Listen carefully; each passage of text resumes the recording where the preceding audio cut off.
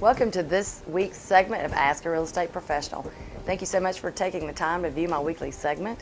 This week I'd like to talk about foreclosures, REOs, Fannie Mae's, Freddie Mac's. What's the difference and which ones are best and most easy to kind of purchase?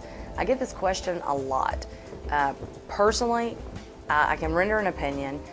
Fannie Mae, I do enjoy working with Fannie Mae. They have restructured the process to be able to buy a foreclosure a lot less risky for the homeowner or the investor. Lenders have opened up products for the owner-occupant when it comes to a Fannie Mae, things like Home Path, which only include 10% down versus your normal 10% down. When it comes to an investor, for an owner-occupant, I think you can get in as low between 5 and 3% on those FHA products.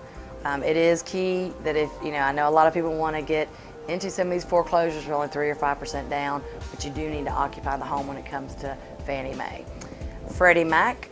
Freddie Mac is a product that I am very excited about, and I'll kind of tell you why. It's something we don't see on the foreclosure market on any other realm. Freddie Mac will go ahead and do the inspections and their due diligence for you on their behalf, because Freddie Mac's goal is to build neighborhoods, homes that have issues in neighborhoods that need to either increase or on the steady upcline. And the good thing about that is you can get a home, let's just say for $80,000 in a neighborhood that's going for $180,000. That house legitimately may need $100,000 worth of work, but you would not be upside down in the area that you're purchasing the home. They also have products as well to get 203K loans, renovation loans, things like that to help loan not only for the primary residence itself, but all the repairs that they have disclosed after you do your due diligence. If you were to find out more than that, they seem to be pretty decent as far as negotiating on that price if your due diligence turns up more repairs than what theirs did. REOs are bank owned.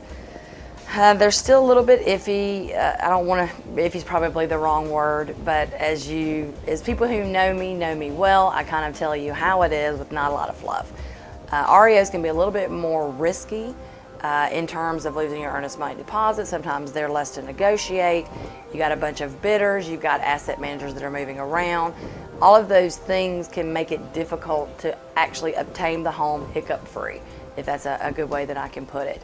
And hiccup free is what we want, I'll tell you, because when you're in a foreclosure and you've got 10% down on a property, you don't want a hiccup happen, especially when it comes to the deed.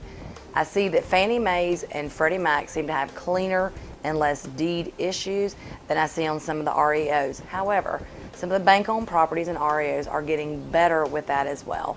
They have pledged to really come through and do better deed searches, make sure that the foreclosure process was done correctly, have the deed searched and scrubbed before we get it. Does that always occur? No, it does not. In my opinion, in doing all of these things, I feel more comfortable in a deed that is conveyed by Fannie Mae and Freddie Mac to be hiccup free during the process of trying to purchase it versus an REO. But REOs can also be very good investments if you get a lender that really has done their due diligence to convey a good title and a good home, and a home that doesn't need a tremendous amount of repairs. So if you have any questions or concerns about the difference between all of these four entities, feel free to contact me for more information.